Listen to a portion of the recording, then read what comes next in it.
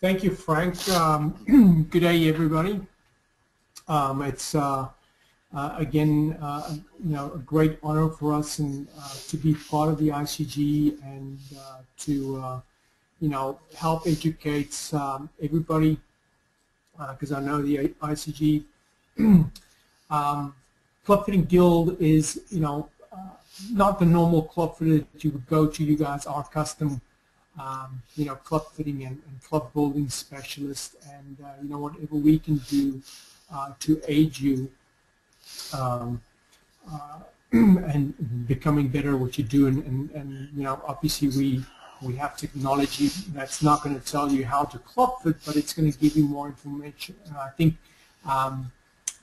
as club fitters of your standard, you need as much information as you can gather to set yourself apart from the rest. So without further ado, I hope everybody can see my screen.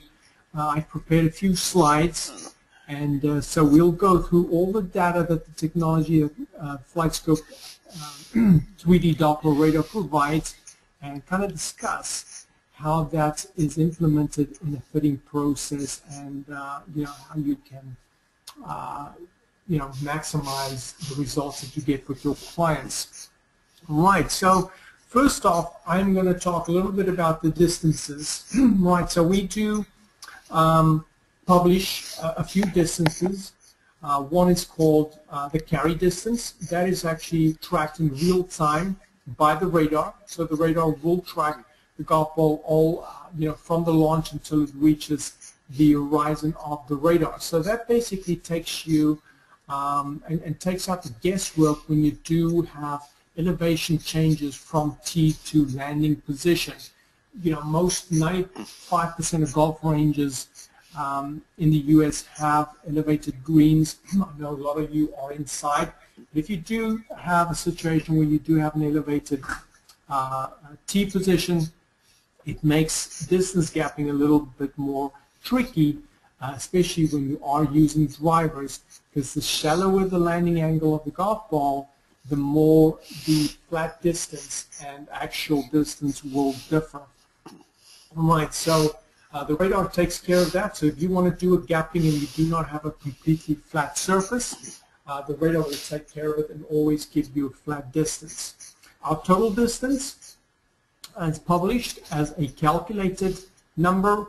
With the Flightscope, you do have the choice of setting your surface to replicate what your client is used to. So we have a soft, medium, and hard surface. Our hard surface will give you what the PGA Tour players are experiencing with the tournament setup. So it's pretty hard. Most guys would fall between a medium, or most surfaces that your clients play on would fall on a medium to hard surface. Right, and we can actually see there, at a 10 feet elevation, you have a 5-yard difference between a flat carry and an actual carry with a 30 to 35 degree ball descent angle. So it's very important when you are using a launch monitor that you do get flat distances. Right. Next up, our carry distance is determined by the ball speed, launch angle, and spin rate, but also weather conditions. So if you are fitting somebody that is playing his golf at the coast maybe, and he typically has windy conditions to negotiate, then obviously when you can fit him in those conditions, it just makes so much more sense. And with the real-time tracking of the golf ball, you do actually have the ability to replicate those conditions. So if you're fitting somebody that's playing in windy conditions, he might have different needs than somebody that is playing in Colorado, where he might not get that much wind, but he is getting a little less, a little thinner air. Right. And you can kind of see how the software takes care of the role when you do change your selections from hard soft. So even if you choose soft, in this case it was an iron, you can see how the amount of backspin will create with that shot. Right, we also give you flat lateral carry distance from the target line, also a very important parameter. since one of the things that you would want to do in a club fitting is to make sure that your player has the ability, not only to improve his distance, but also improve accuracy. So that is a very popular and important parameter, is the lateral distance. Try and get that as close to 0 as possible. Right, just a little bit tour statistics. See that the PGA Tour driving average is carry average is 10 yards further than the European Tour average. The reason for that is because on the European Tour they typically do play and have more adverse environmental conditions to contend with, so they do typically launch the golf ball a little lower than the PGA Tour, which would give them lower distance or less carry. Right, then we have our club speed. The club speed is measured prior to impact. Even though the perimeter of the golf club is available, so typically we'll see the toe and the heel speed, or we will always publish the sweet spot speed.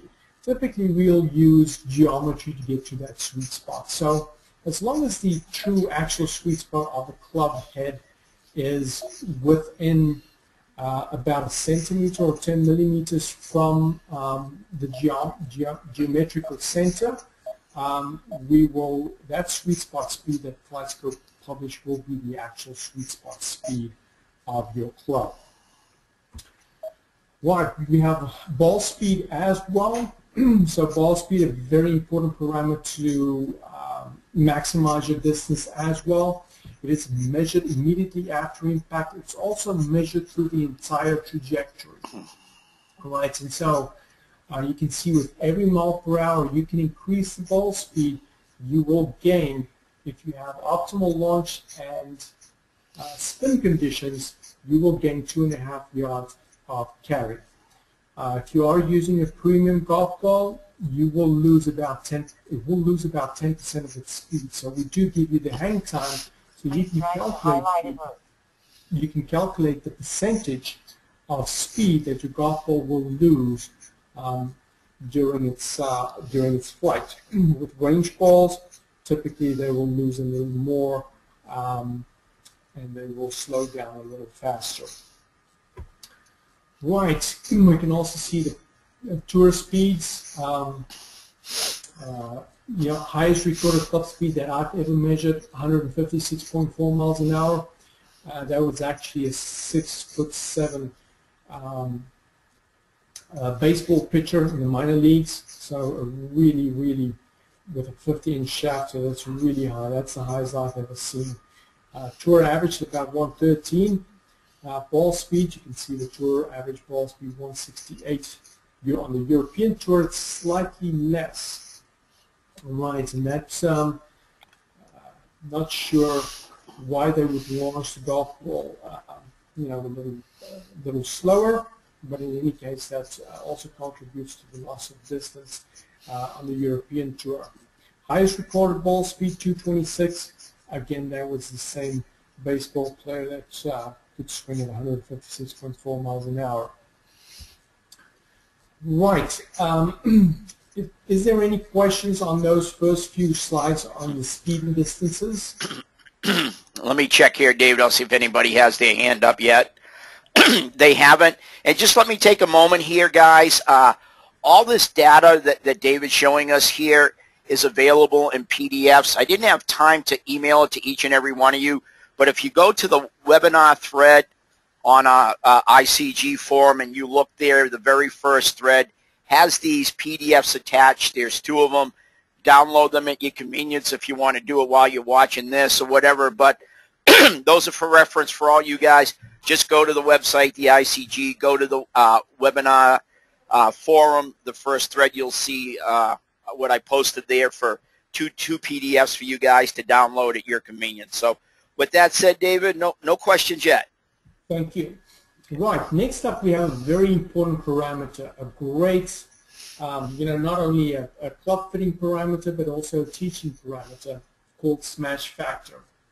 Now, the smash factor is basically your energy transfer ratio between club and ball.